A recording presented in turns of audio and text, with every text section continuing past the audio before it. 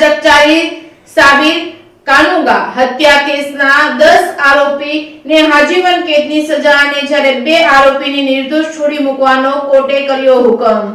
હાસોટના ચકચારી સાબિર કાનુગા હત્યા કેસમાં 10 આરોપીને આજીવન કેદની સજા જ્યારે 2 આરોપીને નિર્દોષ છોડી મૂકવા કોર્ટે હુકમ કર્યો છે। અંકલેશ્વર કોર્ટ સંકુલ ખાતે ચુકાદાને લઈને કોર્ટ સંકુલ પોલીસ છાવણીમાં ફેરવી દેવામાં આવ્યું હતું, જ્યારે હાસોટમાં પણ લોખંડી પોલીસ બંદોબસ્ત ખડકી દેવામાં આવ્યો છે।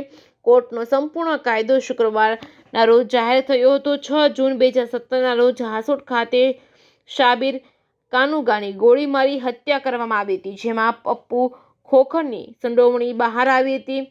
સાબિર અને પપ્પુ વચ્ચે ગેંગવોર ચાલી રહ્યું હતું। કેસમાં પપ્પુ સહિત 13 આરોપીઓ સામે હાસોટ પોલીસ સ્ટેશનમાં ફરિયાદ નોંધાઈ હતી। આ કેસ અંકલેશ્વરના ડિસ્ટ્રિક્ટ સેશન કોર્ટમાં ચાલી જતા પુરાવા તેમજ સાક્ષીઓની જુબાની તેમજ સરકારી વકીલની ધારદાર દલીલોને કારણે અંકલેશ્વર ડિસ્ટ્રિક્ટ કોર્ટ આશરે 6 વર્ષ બાદ 13 આરોપી પૈકી 10ને આજીવન કેદની સજા ફટકારવામાં આવી છે, જ્યારે 2 આરોપીને શંકાનો લાભ આપી નિર્દોષ છોડવામાં આવ્યા હતા। એક આરોપીનું કોર્ટ કાર્યવાહી દરમિયાન જ મોત થઈ ગયું હતું। શુક્રવારના રોજ અંકલેશ્વરની કોર્ટમાં બપોર બાદ ચુકાદો આપવાની શરૂઆત કરવામાં આવી હતી, જે મોડી સાંજ સુધી ચાલી હતી। પ્રાથમિક ચુકાદામાં 10 આરોપીને આજીવન કેદની સજા કરાઈ અને કોર્ટના ચુકાદાને લઈને કોઈ અનિચ્છનીય બનાવ ન બને તે માટે અંકલેશ્વર કોર્ટ સંકુલને પોલીસની છાવણીમાં ફેરવી નાખવામાં આવ્યું હતું।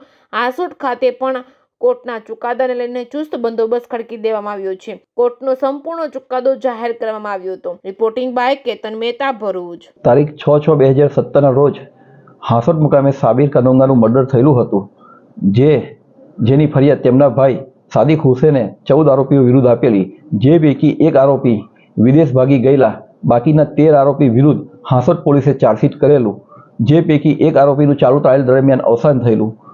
જે કેસ અંકલેશ્વરના એડિશનલ સેશન જજ શ્રી એસ.બી. પાંડે સાહેબની કોર્ટમાં ચાલી જતા સદર કેસમાં 10 આરોપીઓને આજીવન કેદ કરેલી ને 2 આરોપીઓને નિર્દોષ છોડી મૂકવામાં આવેલા, જે પૈકી મોહમ્મદ શફી ઉર્ફે પપ્પુ ઇબ્રાહિમ ખોખર, ઇસ્માઇલ ઉર્ફે પિન્ટુ ખોખર, હનીફ ખોખર અને ઇશ્તિયાક ખોખર અને વગેરે આરોપીઓને આજીવન કેદની સજા કરવામાં આવેલી અને 2 આરોપીને શંકાનો લાભ આપી છોડી મૂકેલા।